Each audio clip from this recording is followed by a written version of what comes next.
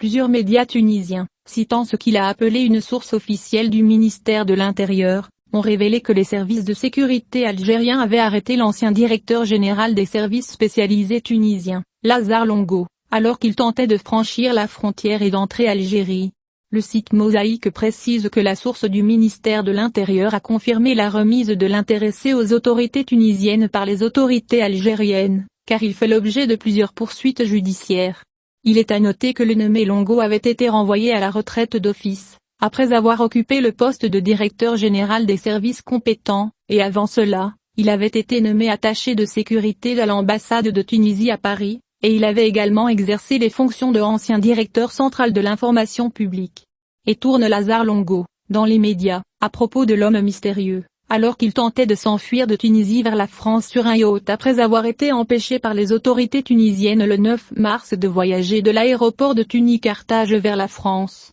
Lazare Longo est accusé d'avoir noué des relations suspectes avec plusieurs partis politiques et hommes d'affaires tunisiens, après avoir profité de sa position à la tête des services de renseignement tunisiens pour acquérir plusieurs dossiers dangereux. En avril de l'année dernière, l'ancien Premier ministre tunisien Hicham al-Machichi a décidé de nommer le chef du bureau de la sécurité en France, Lazare Longo, au poste de chef des départements concernés, le service de renseignement de sécurité. La nomination de Lazare Longo est intervenue après que les milieux politiques et médiatiques ont discuté 3 mois avant elle, suite à la décision de l'ancien ministre de l'Intérieur, Tofaiq Sharafeddine, proche du chef de l'État, de limoger Longo début janvier 2021. Les rapports locaux décrivent Lazare Longo comme une personne proche du mouvement de la Renaissance islamique et parmi les personnalités les plus importantes qui ont gagné la confiance de l'ancien Premier ministre Hicham al-Machichi. Et l'ancienne parlementaire affiliée au parti Nidatoun, Fatima Al-Massoudi, avait déjà porté des accusations contre Lazare Longo en 2019, dans lesquelles elle avait déclaré « Longo est lié au service secret du mouvement Ennahda »,